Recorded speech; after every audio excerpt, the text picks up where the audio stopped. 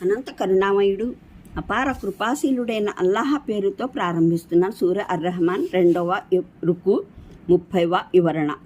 ప్రస్తుతం అల్లాహ్ చాలా నిమగ్నతతో ఉండటం మూలాన ఈ అవిధేయుల విచారణ జరిపే తీరిక ఆయనకు లేదని దీని అర్థం కాదు. దీని భావం ఏమిటంటే అల్లాహ్ ఒక ప్రత్యేక క్రమంలో కాలపట్టిక నిర్ణయించి పెట్టాడు. దానికి అనుగుణంగా ఒక నిర్ణీత కాలం వరకు ఈ ప్రపంచంలో మానవులు జిన్నుల తరతరాలను పుట్టిస్తూ ఉంటాడు. ఈ ప్రపంచ పరీక్షా వలయంలోకి తెచ్చి వారికి పనిచేసే అవకాశం కల్పిస్తాడు. తరువాత ఒక ప్రత్యేక ఘడియన ఈ పరీక్షా క్రమాన్ని ఒక్కసారిగా ఆపివేయడం జరుగుతుంది. ఆ సమయాన ఉనికి కలిగి ఉండే జిన్నులు మానవులు ఒకేసారి అంతమొందించబడతారు. ఆ తర్వాత మరో నిర్ణీత సమయాన మానవ రాశిని జిన్నుల రాశిని ఉభయుల్ని ఆయన వద్ద ప్రశ్నించి విచారించడం జరుగుతుంది. అప్పుడు వారిలోని మునుపటి వారిని కడపటి వారిని సరికొత్తగా బ్రతికించి ఒకేసారి సమావేశపరచడం జరుగుతుంది. ప్రస్తుతానికి ఆ సమయ పట్టికను అనుసరించి ఇప్పుడు మేము మొదటి దశ పనిలో ఉన్నాము. రెండవ దశ సమయం ఇంకా రాలేదు. మూడవ దశ నాటి పని ఇప్పుడే ప్రారంభించడం ఎలా సంభవమవుతుంది? కానీ మీరు గాబరా పడకండి.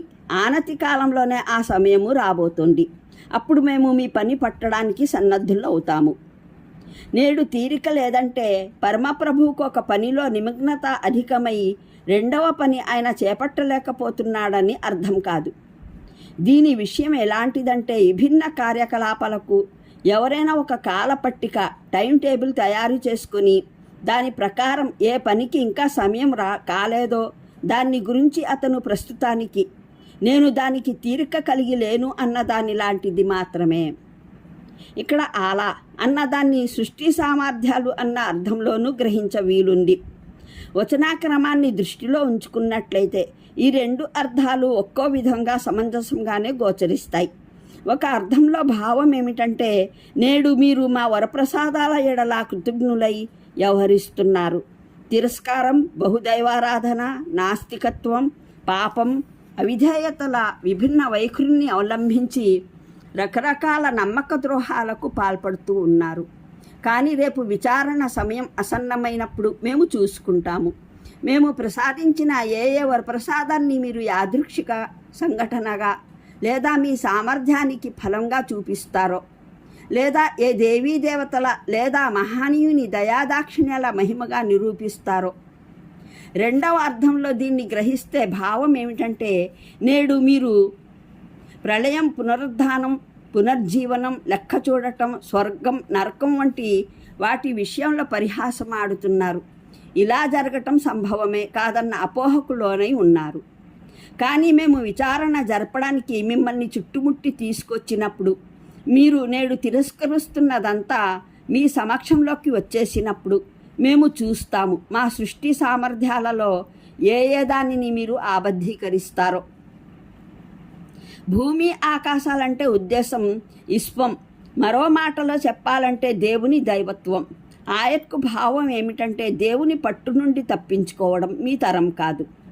ఏ విచారణను గురించి మీకు ముందే సమాచారం అందజేయడం జరుగుతున్నదో దాని సమయం వచ్చేసినప్పుడు మీరు ఏ చోటనున్నప్పటికీ ఎట్టి పరిస్థితుల్లోనూ మిమ్మల్ని పట్టుకు తేవడం జరుగుతుంది.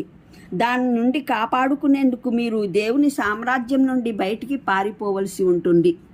మరేమో ఆ బలం, ఆ సామర్థ్యం మీలో లేదు. మీరు ఒకవేళ అటువంటి పొగరు ఏదైనా పెంచుకుంటూ ఉన్నట్లయితే మీ బలాన్ని ఉపయోగించి చూసుకోండి.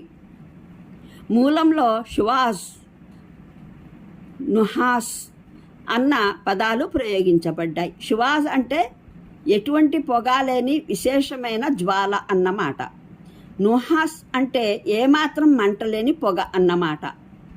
మానవులు, జిన్నులు పరమప్రభువు జరిపే విచారణ నుండి పారిపోవడానికి ప్రయత్నిస్తే వారిపైకి ఈ రెండు పదార్థాలను ఒకదాని తరువాత మరొకటి వదలడం జరుగుతుంది. ఇది ప్రళయ దిన ప్రస్తావన. ఆకాశం చీలడం అంటే గగన వీధిలో ఉన్న కట్టుదిట్టాలన్నీ విడిపోవడం అన్నమాట. అంతరిక్షంలోని గోళాలు చిన్నాభిన్నమైపోవడం, ఊర్ధ్వ లోకంలోని వ్యవస్థ అంతా చిందువంతైపోవడం అన్నమాట. ఆకాశం ఆ సమయాన ఎర్ర చర్మంలా అరుణిమ దాల్చుతుందని అన్నదానికి భావం ఏమిటంటే ఆ మహా ఉపద్రవం సమయాన ఎవరైనా భూమి నుండి ఆకాశం వైపునకు చూస్తే ఊర్ధ్వలోకం అంతటా మంటలు రేగినట్లు అతనికి గోచరిస్తుంది అని భావం. అంటే నేడు మీరు ప్రళయం సాధ్యం కాదని అంటున్నారు. దాని భావం ఏమిటంటే మీ దృష్టిలో అల్లాహ్ దాన్ని నెలకొల్పేందుకు సమర్థుడు కాడన్నది. కానీ అది నెలకొన్నప్పుడు నేడు మీకు ఏ సమాచారమైతే అందజేయబడుతూ ఉన్నదో అదంతా మీరు మీ కళ్ళారా చూసుకున్నప్పుడు ఆ సమయాన మీరు అల్లాహ్ సృష్టి మహిమల్లో ఏ దానినని నిరాకరిస్తారు? దీనికి వివరణ తర్వాతి వాక్యంలోనే ఉంది. అపరాధులు అక్కడ తమ ముఖాల ద్వారానే గుర్తింపబడతారు. భావం ఏమిటంటే ఆ మహత్తరమైన జనసమూహంలో మునుపటివారు కడుపటివారు ప్రోగైన ఆ సమావేశంలో అపరాధులు ఎవరెవరిని అడుగుతూ తిరగవలసిన అవసరం ఉండదు.